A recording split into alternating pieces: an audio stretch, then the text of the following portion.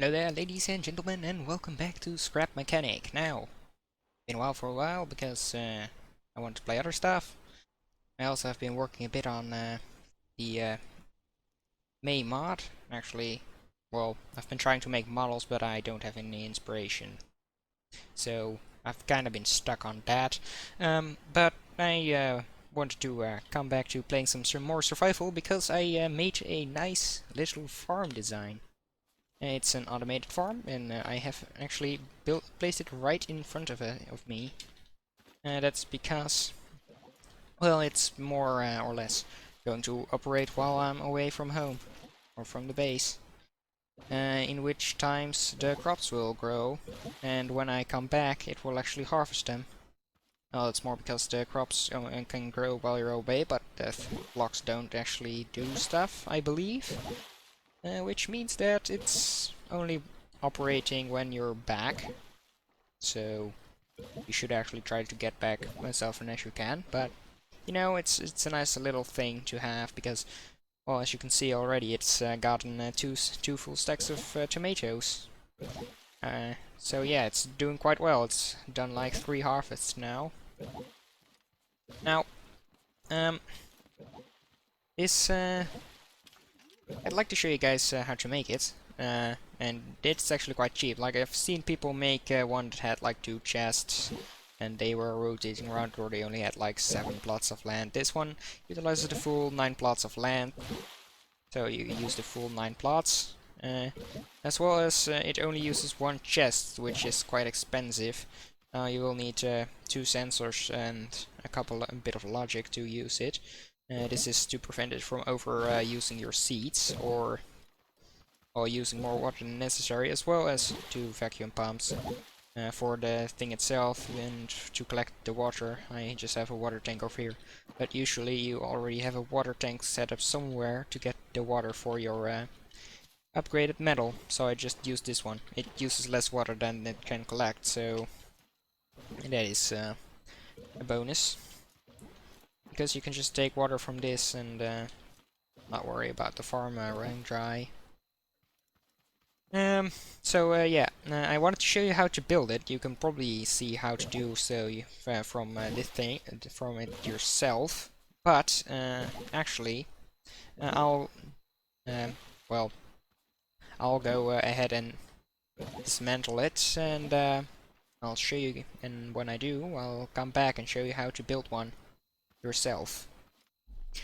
So I've gone ahead and dismantled the farm, and as you can see, I couldn't place the chest because of course there's items in them. But if you look at this, what you will need is, 2 vacuum pumps for the main thing, as well as 3 vacuum pumps. This is including the one at the water. I didn't take that one because, well, it is quite easy to make that setup because the game actually just, yeah, if you don't know how to make one, you should actually not be playing this game. But yeah, no, it's simply just a vacuum pump and a water tank on top of each other. It should automatically hook up if you place the pump first, or yeah. And then 1 watering cannon, 1 bent pipe piece, 2 sensors, although you can replace 1 sensor with a timer loop. You need 1 bearing, 1 controller. Don't mind the fertilizer. You also need 1 switch, 1 timer, and 1 logic gate. Now, if you wanted to change out this one of the sensors, you could still use this timer, but you require 2 extra logic gates. This is roughly the same cost as the timer or the sensor. It's just 1 extra glass, plus it saves you more water. And that's if you're using a lot of water, it would be better to use the sensor. Plus, it uses, well, it's less noisy. So, you know, I like it. I like it more, as well as around about 150 wood. So I'd say I just get 1 stack of any building material, because any building material works.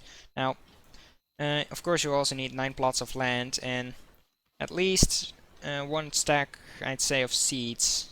And that way you can plant the first row, as well as not having to worry about needing more to fill the chest, because there's actually quite an important factor that we'll get into later. But anyway, as you can see, because the plants are already growing and I don't want to waste them, I've kept the farmlands in place, but you should be able to quite easily just recreate this setup right here. Now, what you will see is you just place down 3 crops of land, then have a 3 by 3 corner or 1 crop of land worth of space free, then do the same and do the same again. Now the backside won't have any crops. You could of course place them, but that would mean you'll have to defend it every night, and we don't want that because it's an AFK farm. Now, another interesting thing that I found was that over there is my old farm, and I didn't remove it. It still has crops on it, and there aren't any farm bots coming at them. Which means that you can set up multiple of these farms in your world and not have to worry about anything coming to attack it. So you can farm every crop without having to fight the farm bots. Now, of course, having a bigger farm would be way faster, and you'll also get resources for it. But if you are low, this is a nice alternative to getting food in the early game, as well as saving up for other stuff. Now, so let me just start with the building, because that's what you're here for, because, well, what else would you want to watch? Now, what you will do is, to make this, is to just fill out the entire center zone of this. And we will start by placing a bearing in the center right here. Now, on this bearing, we will just build a little arm, which goes out two blocks from bearing, so 3 blocks like so. Also, I like to build it centered. I don't know why, but let's do it like that. Now, the first thing you'll do is grab your sensors and just place them right like so. This is the way I did it. For my setup, also I did change a bit, because in mine I had this bearing up high, but for this one I'm going to place it down low.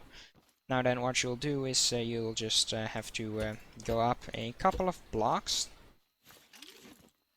like so. Now the watering pumps have 4 block height, but they should be able to clip through the. They can clip through the blocks, so you shouldn't really need to worry about that as well. But it's nice to still have a little bit of room. Now for the chest, we need a very specific placement, and that placement is going to be. Let me look for it. Like.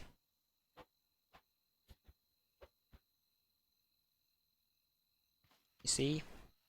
No, this is not it. Like so. Now, as you can see, the chest has the, well, actually, no. Like so. Now, as you can see, the port of the chest goes out this way. And actually, it doesn't really matter. I just wanted to be rotating this way around, just like I had last time. It doesn't really matter. You just need to change. If the chest is the way around, you just need to reverse the bearing position on the bottom.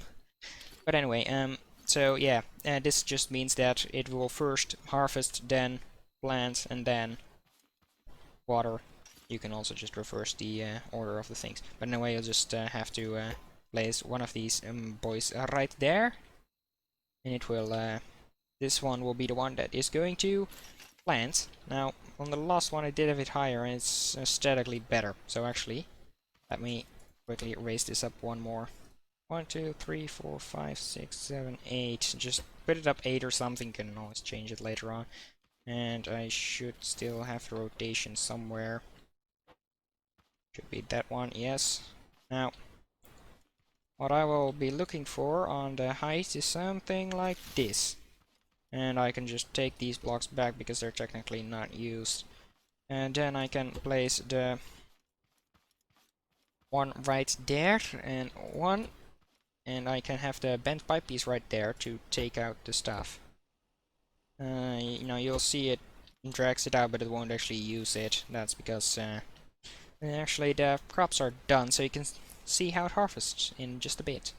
Now, the next thing we'll need is the watering cannon, of course, and we just slap that on right on the side, like so. And now it's just simply the matter of actually hooking up the water to the watering cannon, which is very simple. Most people don't actually know how it works. I've seen it on Moonbus tips video. Not that I needed the video, but you know, I just needed to wanted to watch something. Now anyway, so just hook that up to your watering tank that you've already prepared, hopefully. And as you can see, this is the exact setup. So one of them is pulling, one of them is pushing it out, and we have one watering cannon. Now, it is very important that when you set up your chest, you have you have at least one stack of whatever seed you want to plant here in the left top left corner. And that's because the planter will always work from top left to right. Now, of course, you'll get more seeds than you're using, so this slot won't actually get rid of the seeds, which means that it will always keep planting whatever. It will never run out of these seeds, so it will keep planting forever and ever. There will never be a chance where you'll just be shooting out tomatoes.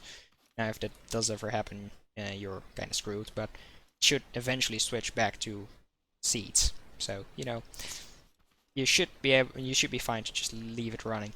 Now, one thing we will need is the controller, which is going to be giving this thing its rotation, because of course we don't want to use, you know, stuff like batteries and all that stuff, and I'll be placing the switch right here in the center, because why not, you know? Now the switch is going to the controller, and the controller going to the bearing. Going to reverse this direction because I want it to go anti-clockwise. And then we can just have this set at 90. Now, I did just put it in the wrong thing. Now, we set this to 90, slow speed and a loop. You don't actually need any upgraded controllers for this. Actually, there's no upgrades needed. Sensors can just be level 1s. Now, for the crop detection, you may notice that there is actually the crops only have a 1 by whatever their current growth stage is for height. And because this is the case, it has, well, it doesn't actually have a hitbox, you can just walk through it, but for the sensors it does have sort of a hitbox, and for it to actually correctly pick it up, we will need one extra logic gate. Now I will be placing that one right there, and this is to invert the signal of this, so it can actually detect if there is nothing in the spot. Now, you will say that, you will see that since I don't have anything hooked up, I should be fine. Now, it will actually, if I set the range correctly, that is, so the bottom one will be on 4 and the top one on 2. Now, what you will see is that it will actually, it should be flickering. Actually, it's not. I believe this is because this is actually a grown plant. I'm not sure. Let me quickly try it out with a nice little seed. Now, let's just quickly have this finish a circle. And give me 1 second. Yeah, so as you can see right there, there is a tiny gap between the crops, which won't actually have something detecting it, which we will need to get rid of. Now, that's actually quite simple. We just need to place down a certain pattern of blocks like so. And of course this thing is very annoying, so I'm going to shut it off for now. Now, this pattern is very simple. Just have the corners filled like so. And then just have one gap block, and another corner like this. Now this side, because there's nothing there, we'll fill it in completely, and this will be the space in which our thing will be rotating. Like so. And this means that if there is a plant planted, it will not detect a gap here. If there were to be a gap here, then of course the sensor would shut off and it would plant a plant right there. Now it's very important that the middle one is the planter, because otherwise you'll have to use timers to time it perfectly, and I wouldn't do that for your crops. I'd use that for your watering cannon, because those are actually expendable.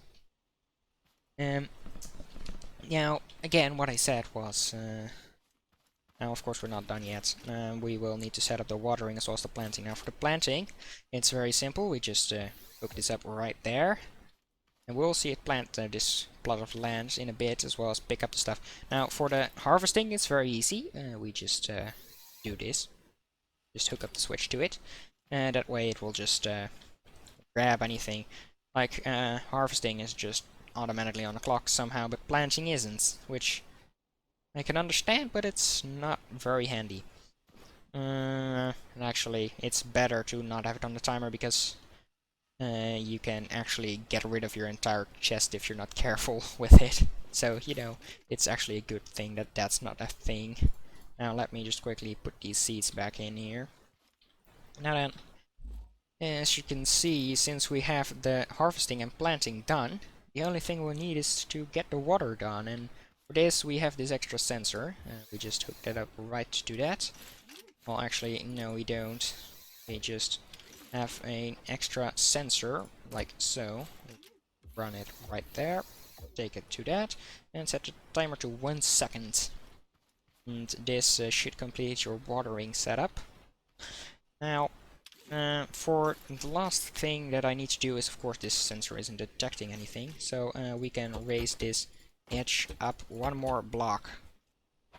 That way it detects it. Now, yeah, it's probably more beneficial for you to actually use a timer loop, but I find this option more clean. If you wanted to timer loop, just get. I should actually have resources to make one of those.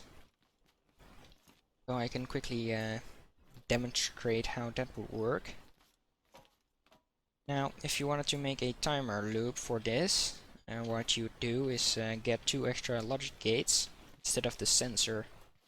And those logic gates would go ahead and flicker back and forth together with the sensor. So instead of you having to run this in there, you would have a loop like so, which has 1 NOR. Like right there. And this going to the switch, that way, yeah, it in the world. This switch is deactivated, and yet, oh, this is an OR gate, this should be an AND. Well, anyway, you'd have to NOR AND to the timer, and you set it to like 0.75, which should also water every crop, but I just find the other, the sensor method a bit more clean. It really only uses a bit of extra wood, and 1 glass piece extra. It saves a lot of water, and it makes less noise, and also less flashy bits. Anyway, let's continue this. Now, this should actually be everything done, I believe. So we can just test it out, and you can see it all immediately harvests the stuff, and it plants. Alright, like that, and it waters it. And this will just continue happening until forever and ever. Now, as you can see, we have just gathered a lot of resources right there and then, and you can see that it didn't actually use up any of the materials in the first slot. It actually takes what is in the first slot and uses the last slot, which is kind of weird. Yeah, I don't really get why they do that, but, you know, don't worry about it. Now, that should be all for making your farm. You can have this run whenever you want, and like I told you, you can have multiple of these in your world as long as there's enough distance between them, because the farm bots will only detect the farmlands in a certain radius of each other. So that's nice, I guess. And I should actually check up on my other farm, because I haven't done so in a while. Now, for your first farm, I'd say use tomatoes, because you'll need a lot of tomatoes for later getting the spot gun. You'll also need, if I remember correctly, blueberries for the spot gun, but I don't actually have anything to... I don't actually have seeds for that, so I can't plant them, and I will need to defend them as well. So yeah, this farm is completely finished. And we'll start to farm only carrots here for now. Just get our bucket and use our old method of farming. Like so. Watered everything. Yep. Now, I love how this doesn't actually empty the bucket, but, you know, scrap mechanic physics. And, of course, you can have anything in there. Now, of course, if you don't want anything to come after you, you'd not use any tier 3 crops. Or tier 2 crops, actually, because those would attract farm bots anyway, regardless of the number you plant, which would be stupid to say the least, because we don't want to worry about this farm. We just wanted to farm away, then we want to get over there when it's empty. Now, I don't know why there's a farm bot next to it. It probably just spawned right there. Yeah, probably did. Because it's not attacking the farm. Well, it's just free stuff, I guess. So yeah, you just have to make sure that there's a line connecting these 2 points. Don't have to be the pipes, just a line of blocks, because then you can actually attach it. If you can't attach it, there's a gap in your line between these 2 points. Now, I chose to not make it by the water side, first of all because I want it to be leveled, and second of all because it's a little bit closer to the base. I could have actually just built it right here, but then I'd have to go across the road with the beam, and I didn't want that. So yeah, there's actually... So if you were in like my world and you would want to set up multiple, you'd probably set up one right over there as well. Go towards the water over there, set up one there, as well as maybe one more over at the packing station. That way you can have 4 crops being farmed, or like tomatoes, carrots, beets, and potatoes, I guess, if you have the spot gun.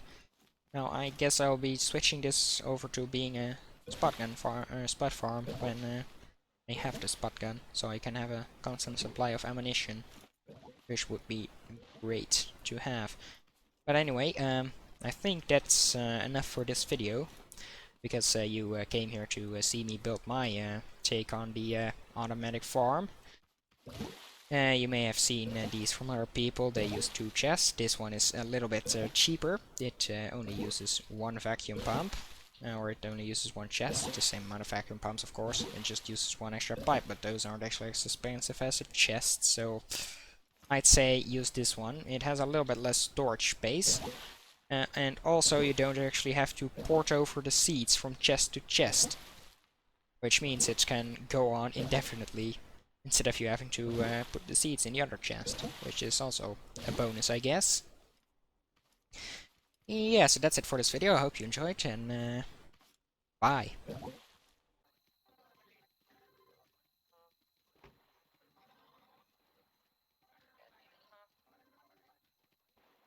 Physics.